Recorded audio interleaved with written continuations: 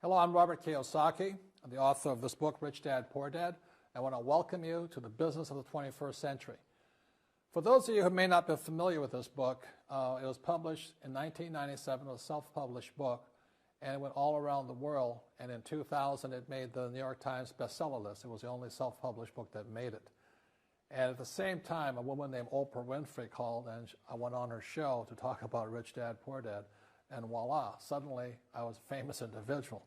So today, this book has now sold approximately 25 million copies in 100 different countries and 50 different languages.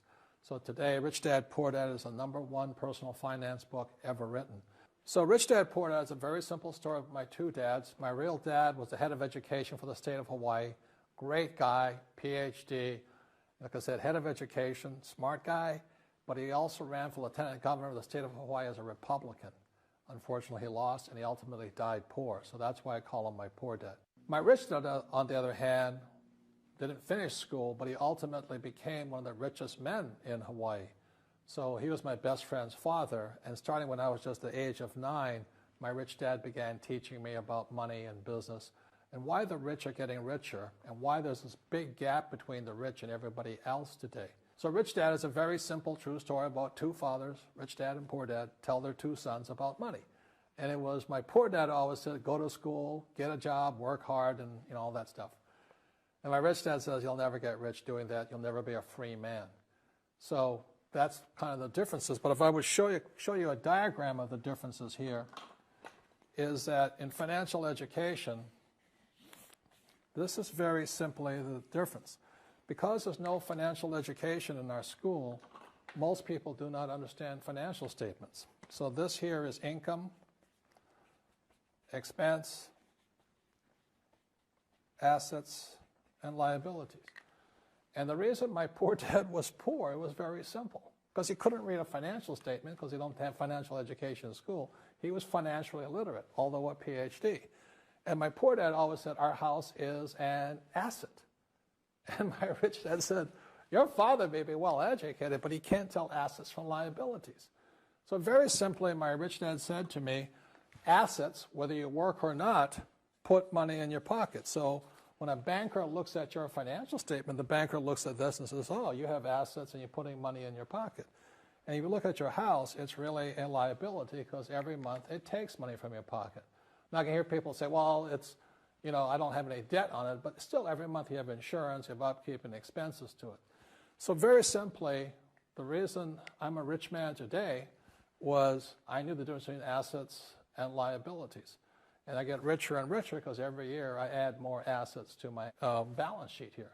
And so that's one of the biggest differences. And as my rich dad often said to me, he says, son, my banker has never asked me for my report card.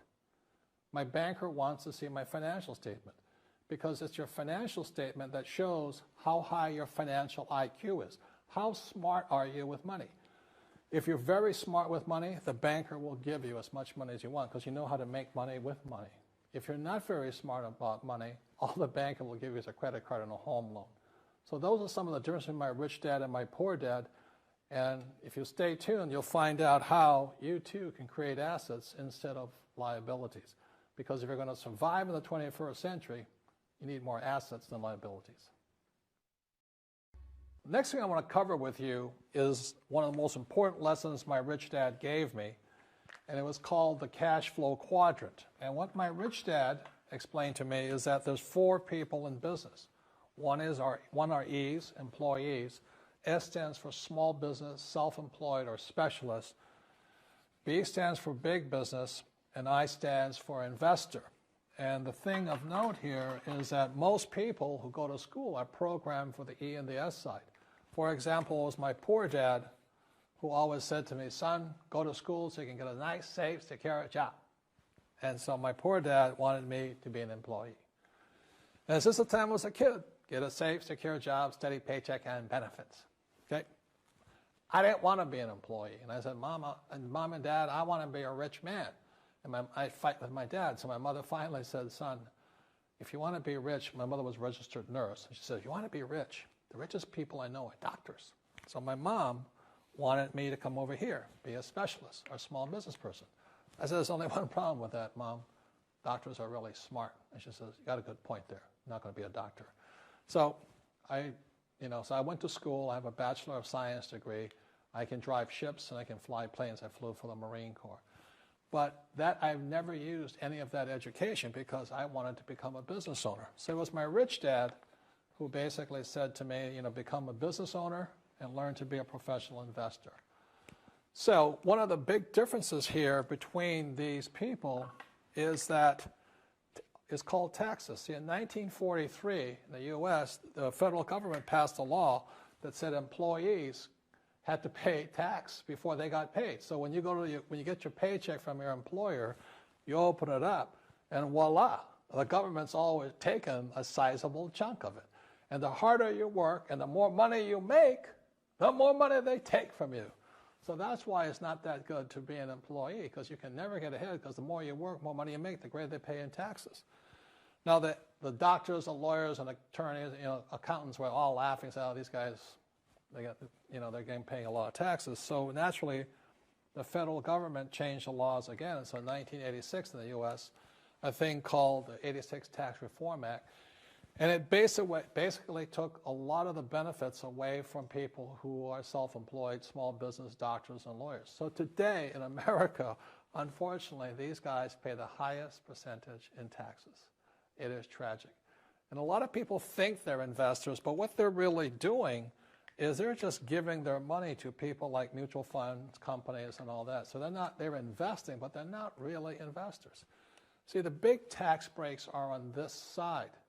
The laws are pretty tight here, but this area is very, very gray.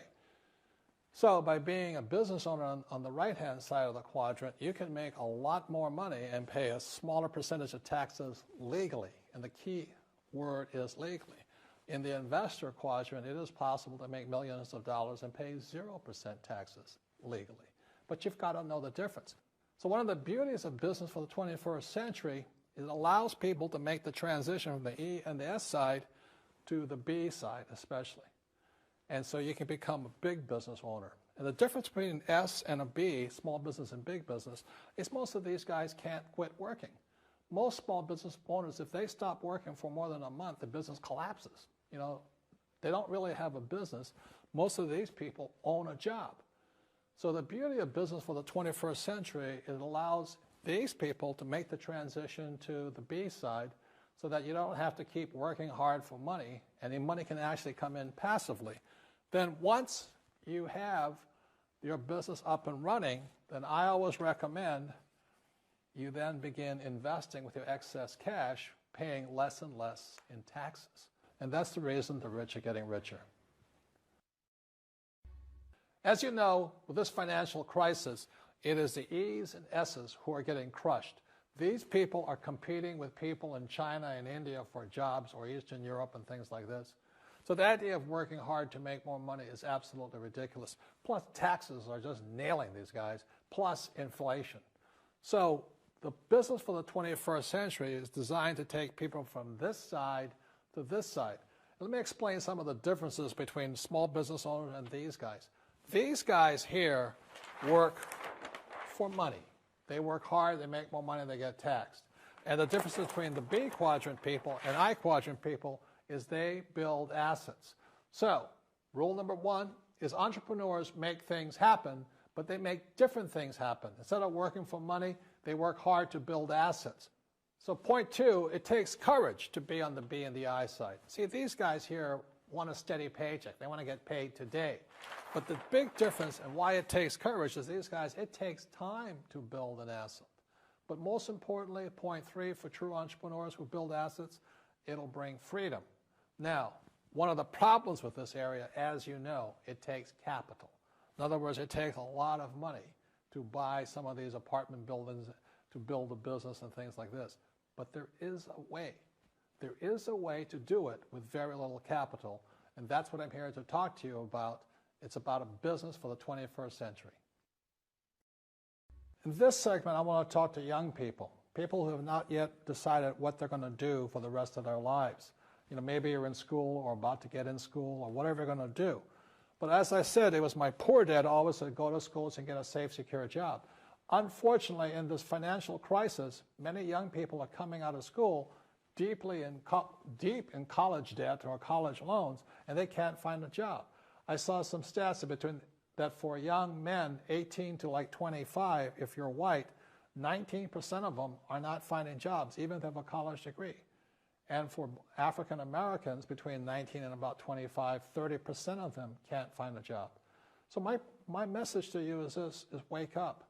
Right now, before you get a job, before you get trapped in the corporate world or trying to climb the corporate ladder and make other people happy, and they don't really care about you because they're only here to invest these guys only want for the investors, you know.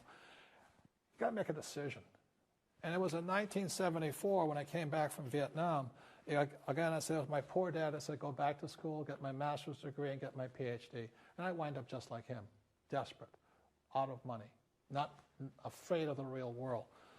So I had to make the decision to dedicate my life to be here and to be here. And that's made all the difference. You don't get rich quick. It's harder, it takes courage, it takes time. I failed many times over here. But in 1974, I said I was going to dedicate my life to stay on this side, on the right side, on the B and the I side, and never go back to this way. So even when I was flat broke, when my businesses failed, I didn't go back here. I thought about it. And unfortunately, when I still go back home to Hawaii, I meet some of my uncles and aunts, and they still say the same thing to me. They go, have you got a job yet? I said, no, I don't. They go, oh, too bad. It's so bad you're unemployed. The point here is they can't see it. So these guys, all they know is job security. They don't know what freedom and having a lot of money is. All they know is living below their means, struggling, paying taxes, trying to save money. So I recommend to you, start your own business. Start now. Practice. It takes time. You will make mistakes. But it's one of the best experiences because if you're successful and you persevere and you're determined, you will find a freedom and an abundance of wealth these people will never know.